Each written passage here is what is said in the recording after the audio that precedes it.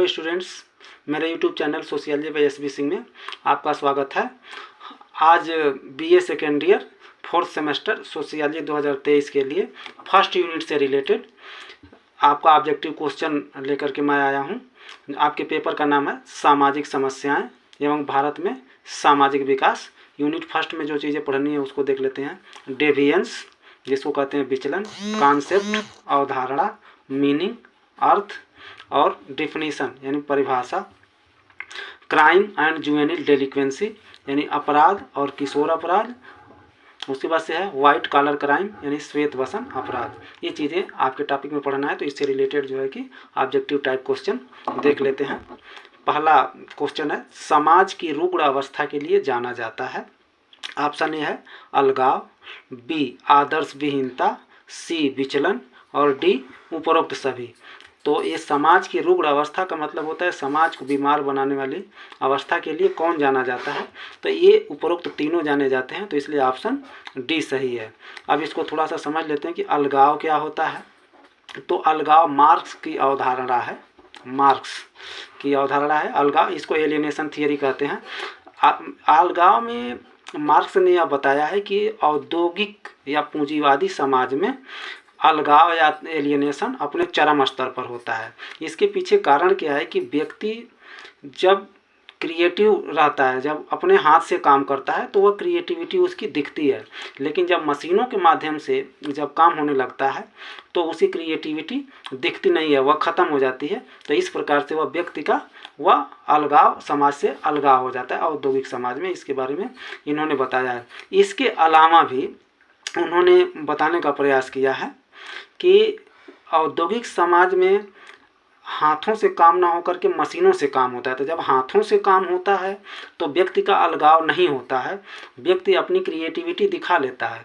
लेकिन जब मशीनों से अलगाव होने लगता है, मशीनों से जब काम होने लगता है तो उसका जो है कि क्रिएटिविटी हट जाती है, वह मशीनों से निर्माण होने लगता है। तो इसलिए वह समाज से अलग अपने आप को महसूस करने लगता है। इसके अलावा जब हाथ से काम होता है तो मनुष्य के द्वारा किया गया जो काम है, जो उसके श्रम से जो उत्पन्न जो वस्तुएं हैं, तो ये कहा जाता है कि श्रम का वस्तुकरण हो गया है। लेकिन जब मशीनों से जब काम होता है तो ये कहा जाता है कि यह मशीनीकरण के द्वारा तो ये श्रम का वस्तुकरण नहीं होता है, अवस्तुकरण हो जाता है, जिसके कारण जो है कि मार्क्स से कहते हैं कि मनुष्य का अलगाव हो जाता है। उसके बाद से बात आती है आदर्श विहीनता। आदर्श विहीनता, इसको इंग्लिश में कहते हैं एनोमी।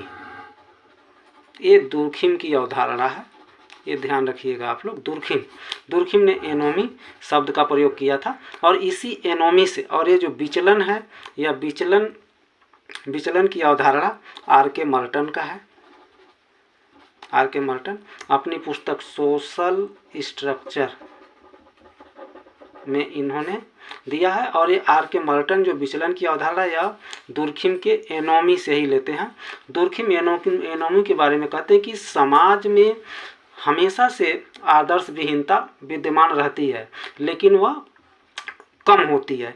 लेकिन जब समाज में अत्यधिक जब आदर्श विहीनता जब हो जाती है, तब जो है कि वो समाज जो है विघटित हो जाता है और वो आदर्श विहीनता की स्थिति आ जाती है। आदर्श विहीनता की स्थिति में स्थिति का कारण क्या होता है कि अगर यदि या तो बहुत अधिक उन्नति हो जाए अथवा अवनति हो जाए या कोई नया आविष्कार आ जाए, तो समाज में जो है कि इस तरीके की बातें, नियमहीनता वाली बात या आदर्श विहीनता की स्थिति पैदा होती है।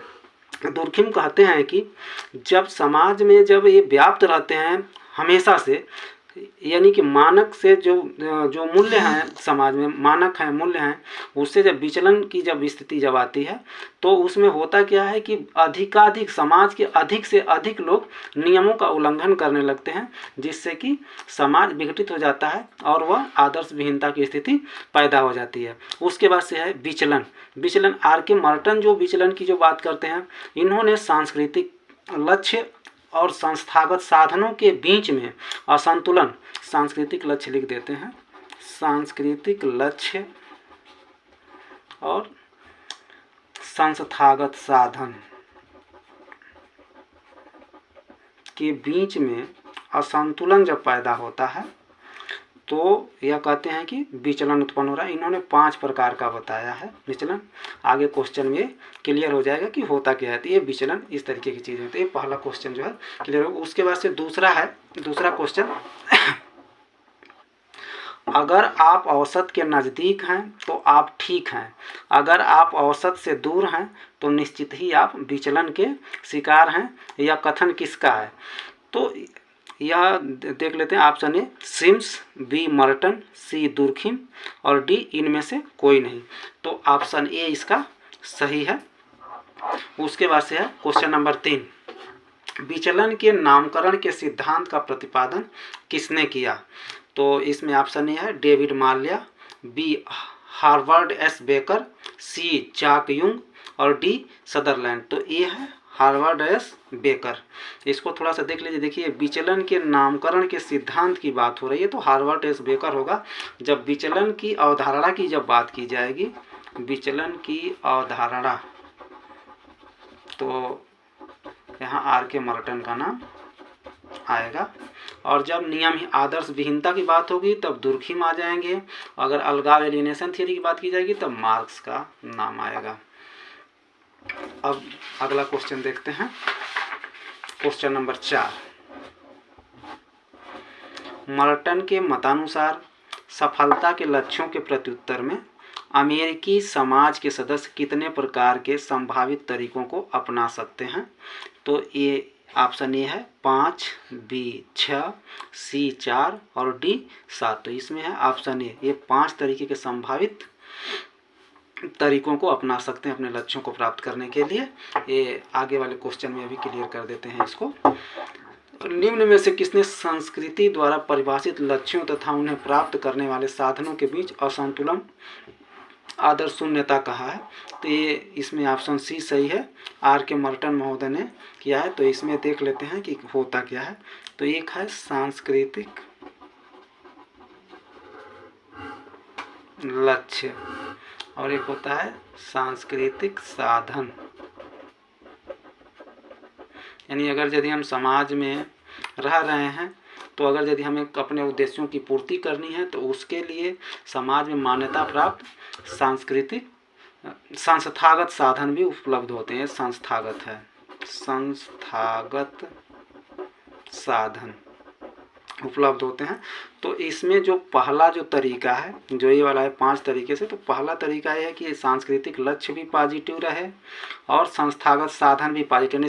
प्लस का मतलब होता है समाज द्वारा मान्यता प्राप्त स्वीकृत और माइनस का अर्थ होता है अस्वीकृत, समाज द्वारा अस्वीकृत। तो पहला जो कंडीशन है वह है कन्फर्मिटी का।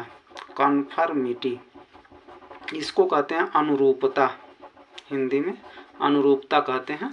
तो ये सांस्कृतिक लक्ष्य संस्थागत साधन। तो कन्फर्मिटी इसमें क्या होता है कि सांस्कृतिक लक्ष्य भी पॉजिटिव होता है यानी स्वीकृत होता है और संस्थागत साधन जो अपने लक्ष्य की पूर्ति के लिए किया जाता है वह भी अगर यदि स्वीकृत है तब ये कहते हैं कि ये अनुरूपता बने, कन्फर्मिटी है। ये एक तरीका ये है पूरा करने का। दूसरा जो है आपका सेकंड नंबर पर आता है कि इनोवेशन। इनोवेशन में क्या होता है कि सांस्कृतिक लक्ष्य तो पॉजिटिव होता है लेकिन संस्थागत साधन जो प्रयोग करता है वह निगेटिव प्रयोग करता है यानी अस्वीकृत प्रयोग करता है। तो वहाँ होता है नवाचार, इसको नवाचार कहते हैं।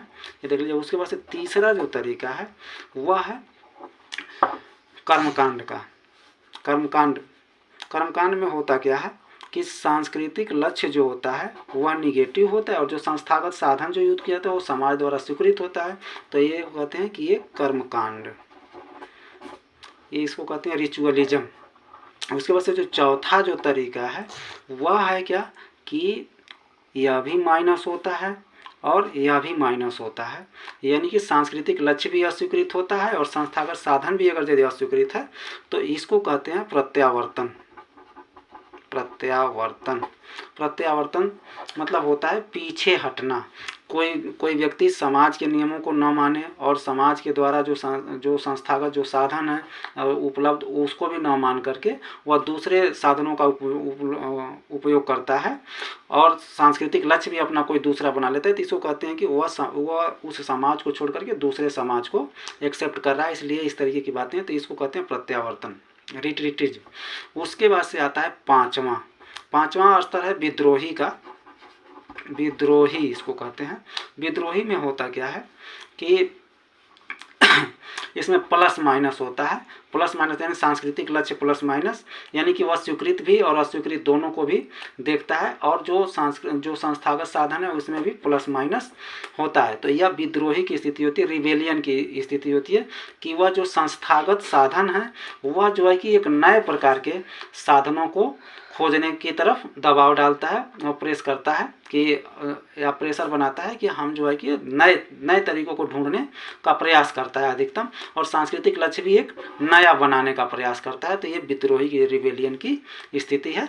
तो इस तरीके से दूर की ये बताएं मर्टन के अनुसार, तो मर्टन ने 5 प्रकार के संभावित तरीकों को बताया, तो 5 प्रकार के संभावित तरीके हैं, ये इस तरीके से कंप्लीट हुआ है। उसके बाद से है 6वां, अपराध सामाजिक मानदंडों का उल्लंघन है, यह परिभाषा किसने दिया है? तो ये देख लीजिए, इसमें ऑप्शन ए है मावरर, बी क्लिनार्ड, सी सेथना और डी उपर्युक्त में से कोई नहीं। 6वें का ए मावरर। उसके बाद से 7वां क्वेश्चन है समाज विरोधी व्यवहार जो कि समूह द्वारा अस्वीकार किया जाता है, जिसके लिए समूह दंड निर्धारित करता है, अपराध कहा जाता है, यह परिभाषा किसने दिया है? तो ऑप्शन ए है सेथना, बी इलियट और मैरिल, सी मावरर और डी क्लिनार्ड। तो इसमें 7वें का बी इलियट और मैरिल सही है। उसके बाद से देखते हैं अगला 8वां है अपराध व कार्य या त्रुटि है जिसके लिए कानून दंड देता है, यह परिभाषा किस विद्वान की है? तो ये 8वें का है सेथना, बी टाफ्ट, सी हैकरवाल, डी उपरोक्त में से कोई नहीं। तो इसमें 8वें का ए ऑप्शन सही है। उसके बाद से 10वां अपराध कानून का उल्लंघन है, यह किसने कहा है? तो ए है हैकरवाल, बी सेथना, सी टाफ्ट और डी क्लिनार्ड। तो इसमें है 10वें का ये ऑप्शन सही है। उसके बाद से है 11वां प्राचीर विहीन जेलें यानी वॉललेस जेल्स की अवधारणा किसने दिया था? तो इसमें ऑप्शन ए है संपूर्णानंद, बी महात्मा गांधी, सी मदन मोहन मालवीय और डी उपरोक्त में से कोई नहीं। संपूर्णानंद है जो है कि वह यह जेलें इस प्रकार की होती है जो खुली जेलें कही जाती हैं, उसमें दीवारें नहीं, वो 4 दीवारी के अंदर नहीं रखा जाता है, वह एक एरिया होती है। उसके बाद से 12वां क्वेश्चन है सजा काटने के दौरान अपराधी का आचरण अच्छा होने पर अधिकारी की सिफारिश पर उसे शेष सजा से मुक्ति मिल जाती है, कहलाता है। तो ऑप्शन ए है परिवीक्षा जिसको प्रोबेशन कहते हैं, पेरोल, और सी है उत्तर संरक्षण और डी है उपरोक्त में से कोई नहीं। तो ये ऑप्शन बी सही है पेरोल। पेरोल में जो लंबे समय के लिए जो जेल में बंद हैं वे कुछ सज़ा काट चुके हैं, तो उनके आचरण को देखते हुए जो जेल अधिकारी होता है वह सिफारिश करता है और सिफारिश की जाती है कि इनका आचरण अच्छा है और इनको अब छोड़ देना चाहिए, तो इसलिए उसको अन्य तो जो बची हुई सज़ा होती है उससे उसको मुक्त कर दिया जाता है उसके अच्छे आचरण को देख करके। और जो परिवीक्षा होता है यानी जो प्रोबेशन होता है, इसमें होता क्या है कि व्यक्ति को सज़ा सुनाई जाती है लेकिन उसको कुछ शर्तों के आधार पर उसको छोड़ दिया जाता है और अपराधी से यह अपेक्षा की जाती है कि वह जो है कि परिवीक्षा के दौरान अपने आचरण को सही रखेगा जिस आधार पर उसको शर्त रखा गया है। तो ये है आपका 12वें का परिवीक्षा प्रोबेशन। तो पेरोल और प्रोबेशन में अंतर को समझ लीजिए आप लोग कि इसमें अपराधी सज़ा काट चुका होता है, कुछ बचे हुए उसकी जो सज़ा होती है उसमें उसके अच्छे आचरण की वजह से उसके अधिकारी की सिफारिश पर छोड़ा जाता है। और इसमें क्या होता है, इसमें जेल में न बंद करके उसको सशर्त छोड़ दिया जाता है कुछ शर्तों के साथ, ताकि वह उन शर्तों का पालन करे। तो ये होता है परिवीक्षा। उसके बाद से है 13वां क्वेश्चन अपराधी के जेल से छूटने के बाद उसके जीवन को सही रास्ते पर लाने के लिए उसे प्रोत्साहन दिया जाता है ताकि वह अपना नया जीवन शुरू कर सके, कहलाता है। ए उत्तर संरक्षण, बी पैरोल, सी परिवीक्षा और डी उपरोक्त में से कोई नहीं। तो ये उत्तर संरक्षण सेवाएं कहा जाता है इसको, कि जो अपराधी होते हैं जो लंबे समय से सज़ा काट रहे हैं उनको फिर दोबारा अगर यदि वह समाज में जाते हैं तो वह किस तरीके से अपने आप को सर्वाइव करेंगे, उनके लिए उनको प्रोत्साहन दिया जाता है ताकि वह नया जीवन शुरू कर सकें अपना अच्छे से। उसके बाद से 14वां क्वेश्चन है, बाल अपराध के अंतर्गत एक राज्य विशेष में उस कानून द्वारा निर्धारित एक निश्चित आयु से कम आयु के बच्चों द्वारा किए गए अनुचित कार्यों का समावेश होता है। यह परिभाषा किसने दिया है? इसमें ऑप्शन है ए न्यूमेयर, बी सेथना, सी बर्ट और डी कोहेन। तो इसका जो 14वें का जो आंसर है वो है ऑप्शन बी सेथना। उसके बाद से है 15वां, एक बाल अपराधी निर्धारित आयु से कम का वह व्यक्ति है जो समाज विरोधी कार्य करने का दोषी है और जिनका दुराचरण कानून का उल्लंघन है। यह परिभाषा किस विद्वान की है? तो इसमें ऑप्शन है न्यूमेयर, गिलिन एवं गिलिन, सी सदरलैंड, डी उपरोक्त में से कोई नहीं। तो इसका जो ऑप्शन ये सही है, न्यूमेयर ने दिया है। उसके बाद से 16वां क्वेश्चन है, बाल न्याय अधिनियम किस सन में पारित हुआ? तो ये है ए 1884, बी 1980, सी 1986 और डी 1982। तो इसमें ऑप्शन सी सही है, 1986। उसके बाद से है अगला आपका 17वां, भारत में बाल अपराधी के लिए लड़के व लड़की की आयु क्या है? तो ये है 7 वर्ष 10 वर्ष से कम, 16 वर्ष 18 वर्ष से कम, सी 12 वर्ष 14 वर्ष से कम और डी 10 वर्ष 12 वर्ष से कम। तो इसमें जो सही ऑप्शन है वो है ऑप्शन बी 16 वर्ष और 18 वर्ष से कम। इसमें जो अधिनियम 1986 है, बाल अधिनियम 1986, इसके अनुसार लड़कों की उम्र 16 साल रखी गई थी और लड़कियों की 18 वर्ष से कम रखी गई थी। लेकिन 2015 में जस्टिस एक्ट के द्वारा, न्यायालय द्वारा, इसमें जो जघन्य अपराधी हैं 22 दिसंबर 2015 को बाल न्याय जस्टिस के द्वारा जघन्य अपराध जो जघन्य अपराधी हैं उनको जो है कि उनके लिए 16 वर्ष माना गया है, कि ये जो है कि यह बाल अपराधी के अंतर्गत मात्र 16 वर्ष की आयु ही निश्चित की गई है। तो ये क्लियरली आप लोग समझिए, 16 वर्ष और लड़कियों के लिए 18 वर्ष से कम होता है। उसके बाद से 18वां क्वेश्चन, सर्वप्रथम बाल न्यायालय किस सन में स्थापित किया गया? तो ऑप्शन ए है 1899, बी 1914, सी 1927 और डी 1917। तो इसमें ऑप्शन ए सही है, 1899 को सर्वप्रथम बाल न्यायालय की स्थापना की गई, सर्वप्रथम कह रहा है। उसके बाद से भारत में पहला बाल न्यायालय किस सन में तथा किस शहर में स्थापित किया गया? तो देखिए भारत में पूछ रहा है बाल न्यायालय किस सन में तथा किस शहर में स्थापित किया गया। तो ऑप्शन ए है 1872 दिल्ली में, बी 1922 कलकत्ता में, सी 1880 चेन्नई में और डी उपरोक्त में से कोई नहीं। तो ये है ऑप्शन बी 1922 कलकत्ता में। उसके बाद से है निम्नांकित में से कौन सा बाल अपराधियों के लिए औद्योगिक विद्यालय है? तो ऑप्शन ए है borstal school, B poster school, सी रिमांड होम और डी सर्टिफाइड स्कूल। तो इसमें ऑप्शन डी सही है, सर्टिफाइड स्कूल। इसमें क्या होता है कि जो बाल अपराधी होते हैं वह न्यूनतम 3 वर्ष तक तथा अधिकतम 7 वर्ष तक शिक्षा प्राप्त कर सकते हैं। इसमें होता क्या है कि जिनकी उम्र 1 से 12 वर्ष है उनको साधारण शिक्षा दी जाती है और जिनकी उम्र 12 से 16 साल है, 16 वर्ष है, उनको जो है तकनीकी शिक्षा दी जाती है, तकनीकी शिक्षा दी जाती है या रोजगार परक शिक्षा दिया जाता है 12 से 16 वर्ष वालों के लिए। ये अपराधियों के लिए, बाल अपराधियों के लिए ऐसी व्यवस्था की गई है। तो ये 20वां क्वेश्चन हुआ। उसके बाद से है 21वां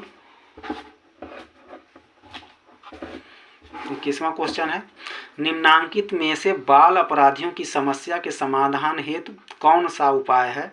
ऑप्शन ए बच्चों का उचित ढंग से पालन पोषण, बी स्वस्थ मनोरंजन के साधन, सी उचित शिक्षा और डी उपरोक्त सभी। तो इसमें ऑप्शन डी सही है कि बाल अपराधियों की समस्या के समाधान हेतु अगर यदि बच्चों का उचित ढंग से पालन पोषण किया जाएगा और उनका स्वस्थ मनोरंजन के साधन उपलब्ध रहेंगे और उचित शिक्षा रहेगी तो अपराधी नहीं बनेगा। तो इसलिए ऑप्शन डी सही, उपरोक्त सभी।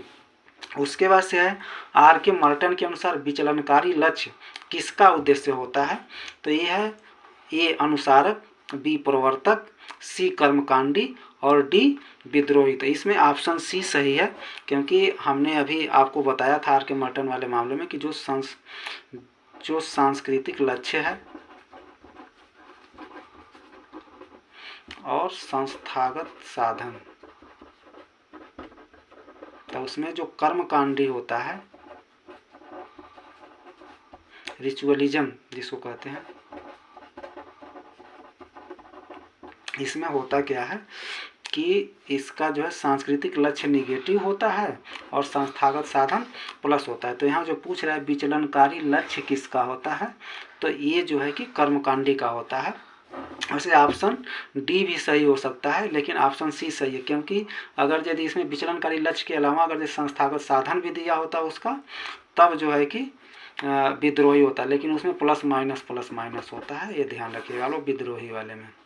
उसके बाद से 23वां, यह तर्क किसने प्रस्तुत किया है कि अपराध सभी समाजों का अभिन्न अंग है?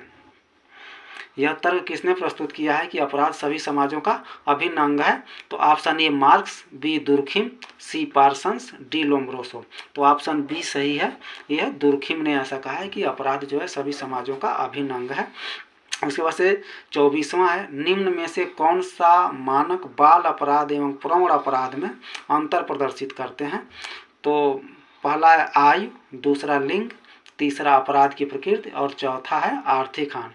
तो ये आयु और अपराध की प्रकृति इसी के द्वारा जो है कि बाल अपराधी और प्रौढ़ अपराधी में अंतर प्रदर्शित किया जाता है।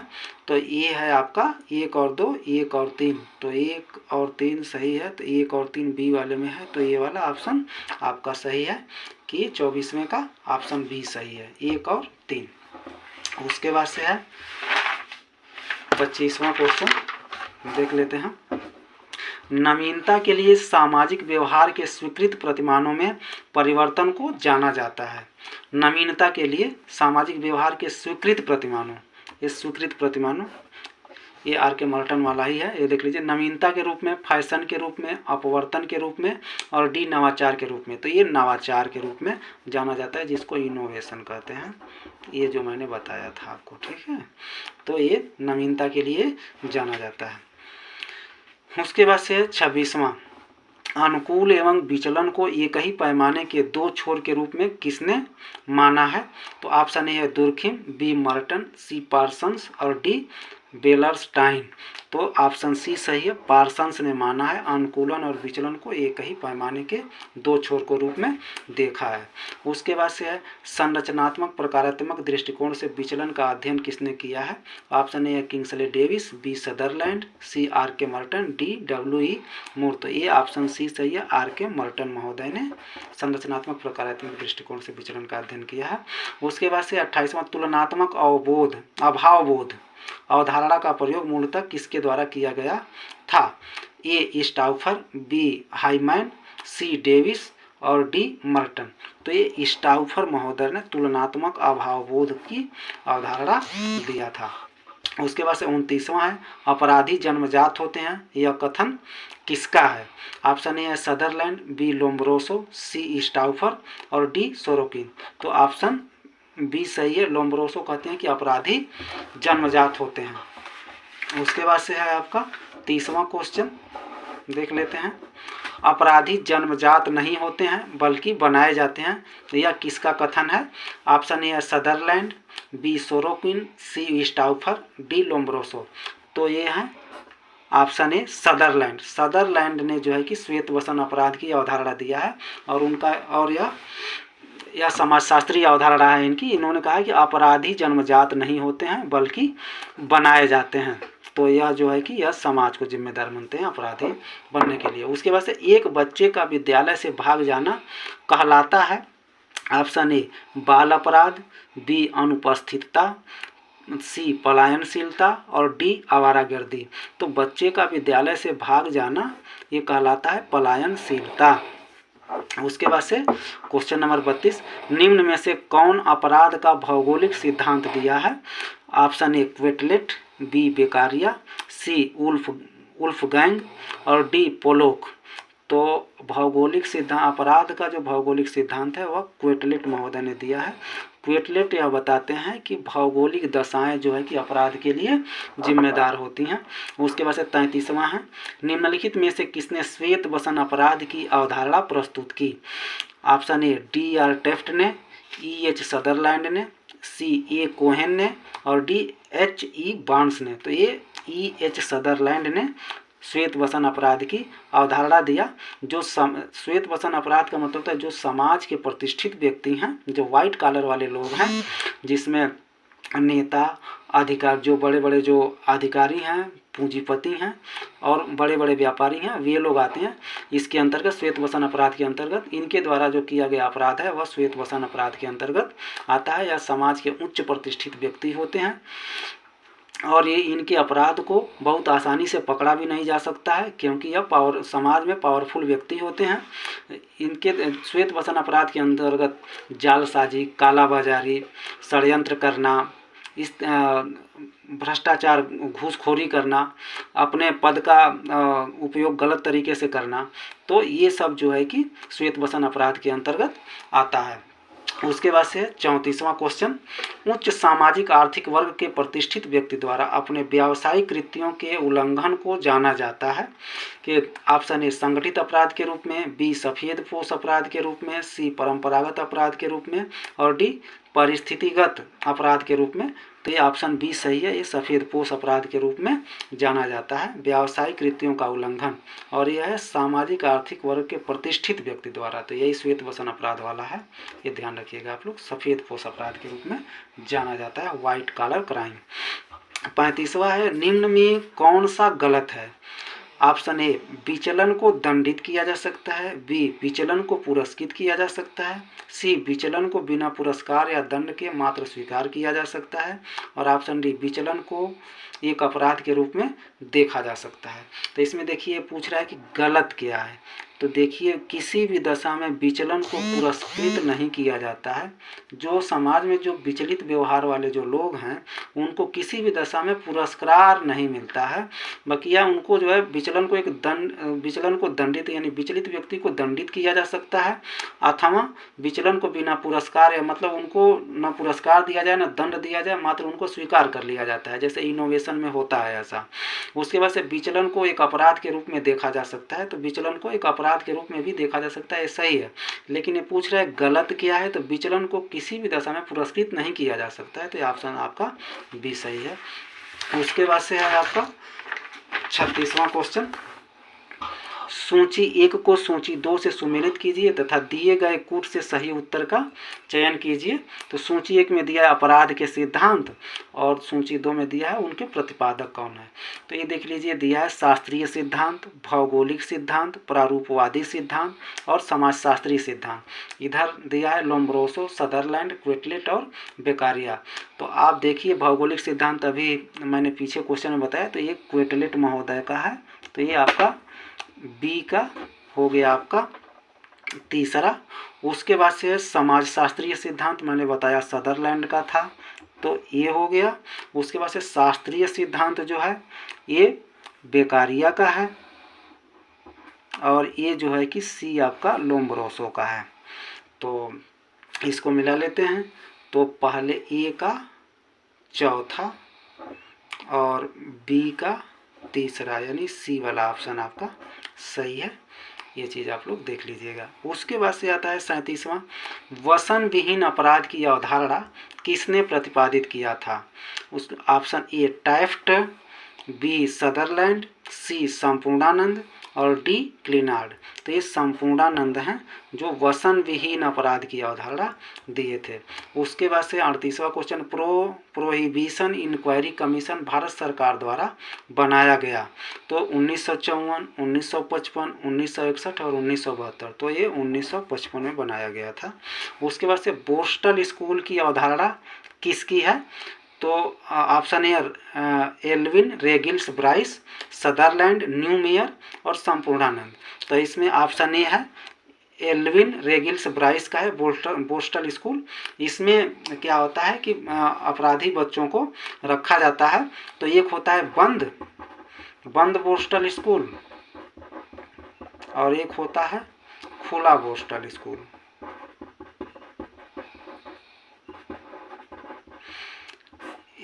ये जो बंद बोस्टल स्कूल है, इसकी जो संरचना होती है वह जेल से मिलती जुलती है और ये जो है कि स्कूल से मिलता जुलता है। इसमें जो अपराधी बच्चे होते हैं उनको उनके शिक्षा दीक्षा दी जाती है। तो ये हो गया आपका बोस्टल स्कूल। उसके बाद से है आपका 40वां, विचलन घटित होता है। ए मानसिक योग्यता में अंतर के कारण, बी दमनात्मक पद्धति के कारण, सी सामाजिकरण की असफलता के कारण और डी उपरोक्त में से कोई नहीं। देखिए ऑप्शन छूट गया था, उपरोक्त में से कोई नहीं। तो ये आपका ऑप्शन सी सही है, सामाजिकरण की असफलता के कारण जो है विचलन घटित होता है। उसके बाद से देख लेते हैं 41वां, सोसाइटी एंड द क्रिमिनल पुस्तक के लेखक। तो एम.जे. सेथना, मर्टन, न्यूमेयर, मावरर, इनमें से कौन से हैं? तो इसमें आपका जो ऑप्शन सही है वो है ऑप्शन ए। उसके बाद से 42 है, जुवेनिल डेलिक्वेंसी पुस्तक के लेखक कौन है? ए मावरर, बी मर्टन, सी न्यूमेयर, डी इनमें से कोई नहीं। तो इसमें ऑप्शन सी सही है, न्यूमेयर। उसके बाद से है डेविएंट बिहेवियर पुस्तक के लेखक कौन है? तो ऑप्शन ए है सी डॉन गिब्बन, बी न्यूमेयर, सी क्लिनार्ड, डी बेकारिया।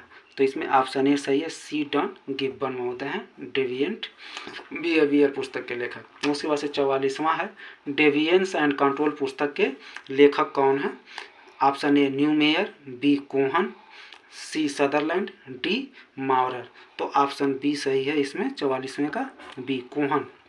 उसके बाद से 45वां है, delinquent boys the culture of the gang पुस्तक के लेखक कौन है? तो option A Albert K Cohen, Beccaria, C Gibbon, D Taft. तो ये ऑप्शन ए सही है, अल्बर्ट के कोहन। तो इस प्रकार से ये आपका 45 क्वेश्चन जो है फर्स्ट यूनिट से रिलेटेड कंप्लीट हुआ।